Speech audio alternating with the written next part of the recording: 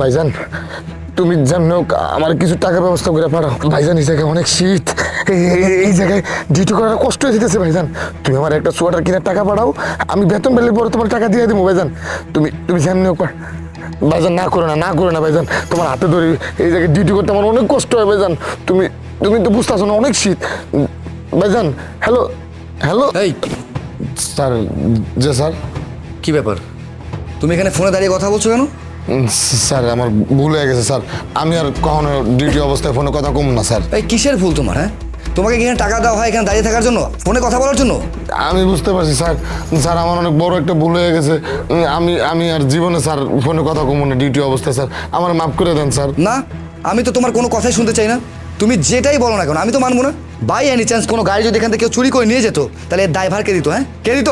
Sir বলছিলাম কি, ও তো আমাদের অফিসের দারোয়ান, অনেকদিন যাবতই এখানে কাজ করতেছে। ও না হয় একটা ভুল করে ফেলছে, আপনি প্লিজ ওকে মাফ করে দিন, ওর থেকে চাকরিটা নিয়েন না। এই একদম চুপ করো, আর একটা কথাও তুমি বলবে না। এই কোম্পানি আমি চালাই, কিভাবে চলবে সেটা আমি ভালো বুঝবো। So please stop. আর তোমাকে বলছি, তোমার এই কোম্পানিতে চাকরি করা লাগবে না। স্যার স্যার আমার চাকরি স্যার নিবেন না স্যার, আমার মাফ করে দেন স্যার। স্যার অনেক শীত লাগতেছে, তাই একটা সোয়েটারের কথা আমি কইতাছিলাম যে টাকা হলে একটা সোয়েটার কিনতাম স্যার। স্যার আমি আজকে পর আর মোবাইল চালাম না স্যার, আমার চাকরিটা। আমি তোমার আর কোনো কথাই শুনতে চাই না, তুমি কোনো এক্সকিউজ আমাকে দিবে না। আর আজকে তুমি 2টার সময় আমার সাথে 2 নম্বর প্রজেক্টে দেখা করবে, ঠিক আছে?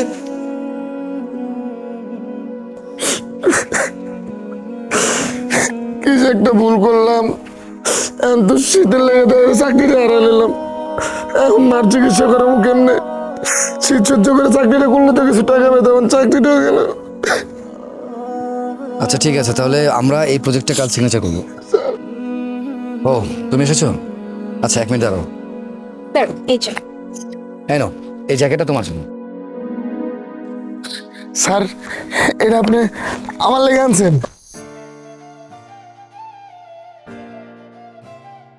আসলে আমি তোমার সাথে তখন যে ব্যবহারটা করেছিলাম তার জন্য আমি লজ্জিত।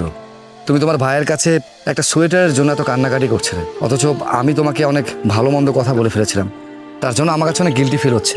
তাই ভাবলাম যে তোমার জন্য একটা সোয়েটার নিয়ে আসি। স্যার আপনি এগুলো কি কইতাছেন? আপনি তো তখন বললেন যে আমার চাকরিটা থাকবো না, আর আমিও বুঝতে পারছিলাম যে আমি আমার ডিউটিটা ঠিক মতো করি নাই স্যার। আমি ডিউটির সময় মোবাইলে কথা কইছি, তাই মনে হয় আমার চাকরিটা আসলেই থাকবো না। কিন্তু স্যার এখন আপনি আমার জ্যাকেট দিতেছেন স্যার। আরে না না, ঠিক আছে, ইটস ওকে, এটা কোনো ব্যাপার না। স্যার আপনি আমার অনেক বড় একটা উপকার করছেন স্যার, আপনি আমার বাইরে থেকেও অনেক বেশি উপকার করছেন। আমার আপন ভাই আমার না কয়ে দিছে আমার একটা সোয়েটার কিনে দিব না, জ্যাকেট কিনে দিব না। আপনার এনে আমি চাকরি করি, সামান্য একজন দারোয়ান, তা আপনি আমার একটা জ্যাকেট দিচ্ছেন স্যার। আপনি তো আসলে মানুষ না স্যার, আপনি আমার লেগে স্যার ফেরেশতা স্যার। আরে আমি তেমন কোনো কিছুই তোমার জন্য করিনি, আর তাছাড়া এত কিছু বলার দরকারও নেই। সবচেয়ে বড় কথা হচ্ছে মানুষ হিসাবে যে আমি মানুষের পাশে দাঁড়াতে পেরেছি, এটাই অনেক কিছু। আর মনুষ্যত্ব জ্ঞানটা সবার মধ্যে থাকুক, এটা আমি নিজেও চাই।